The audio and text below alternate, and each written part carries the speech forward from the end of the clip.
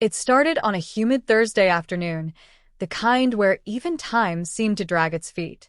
I was sitting in the bleachers, watching my daughter Olivia at volleyball practice, sipping lukewarm coffee from a styrofoam cup. The gym smelled of old sneakers and fresh polish, the kind of nostalgic stench that brought me back to high school pep rallies and long-forgotten dreams. I hadn't been here in years, not since Olivia insisted she didn't need me picking her up anymore. But that day, my car had broken down near her school, and after a series of frustrating calls with the mechanic, I ended up walking the 2 blocks to the gym just in time to catch the last 15 minutes of her practice. That's when I saw him. Coach Travis. Tall, lean but athletic, with that rugged kind of handsomeness that sneaks up on you. He moved with control, each gesture deliberate. He wasn't yelling like most coaches I'd seen, but every girl on that court hung onto his every word. He had this calm presence that pulled attention like gravity. And when he smiled, those rare, quick smiles, they seemed to land in slow motion. At first, it was innocent. I was just watching practice, admiring his technique. The way he corrected posture, how he made each girl feel empowered without being condescending. But then, Olivia ran over to me afterward, beaming. "Mom, meet Coach Travis," she said, tugging at my arm. He extended a hand, firm grip, direct eye contact. "You must be Olivia's mom. She's got your energy." I didn't know what to say to that. Was that a compliment? I hoped it was. I smiled too long, too wide. He noticed. "Well," I finally said, trying to steady my voice, "she's a fighter, just like her mom." He gave a slow nod. "I can see that." That night, I found myself lying in bed longer than usual, staring at the ceiling, thinking of that handshake. His voice echoed, almost annoyingly so. It wasn't the first time I'd noticed a man in years, but it was the first time I noticed someone noticing me back. The next few weeks, I offered more often to drop Olivia off at practice.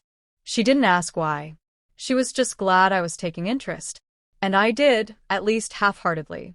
But the truth was I'd park a little early, linger a little longer, sometimes even sneak into the gym and sit in the back row, watching. Coach Travis began noticing that too.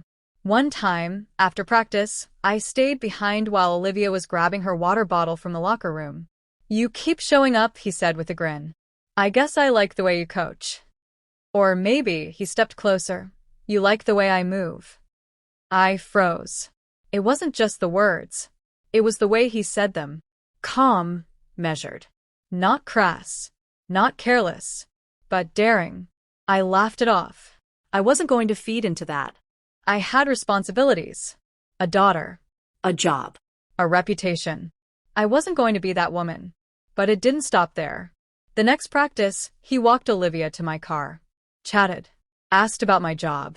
Mentioned that he ran personal training sessions at a small gym downtown. "You should come by sometime," he said. "I bet you still got it." Still got what? I didn't ask. But I knew. I didn't go that week. I told myself I wasn't interested.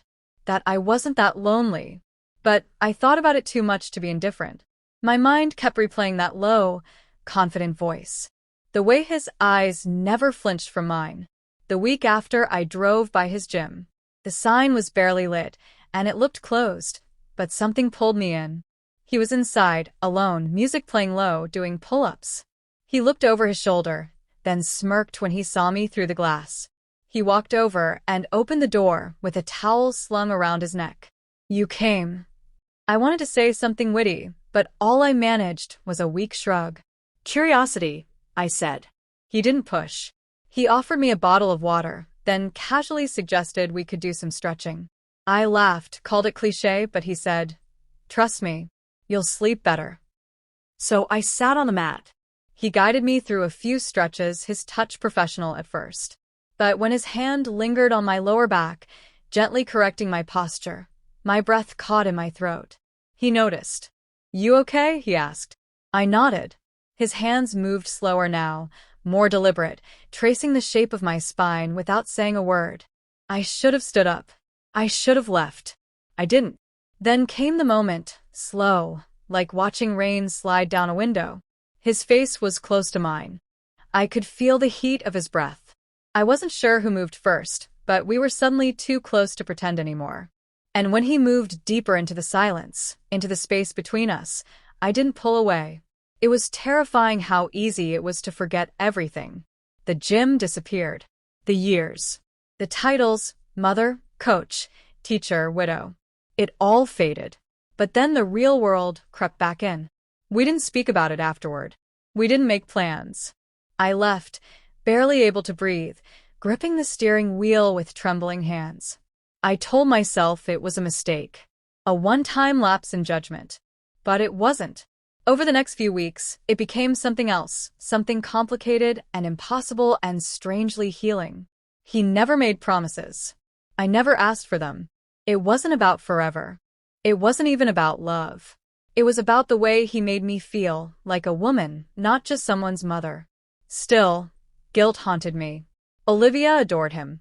She talked about him all the time, how he believed in her, how he pushed her without breaking her spirit. I watched them laugh across the court, and something clenched in my chest. I didn't want to ruin that. One afternoon, I told him we needed to stop, that it wasn't right. He looked at me quietly and nodded. I get it, he said. I waited for him to protest, to reach for me, but he didn't. And maybe that was what hurt the most. I tried to go back to normal, but every time I saw him in that gym, something in me ached. Not out of lust, but out of loss, because for the first time in years, I'd felt wanted, seen. Then, one evening after a long tournament day, Olivia fell asleep in the back seat on our drive home.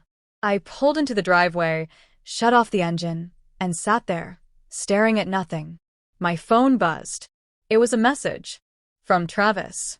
I'm not saying this because I want anything. I just want you to know, you made me feel something too. That's rare. I didn't reply, but I cried.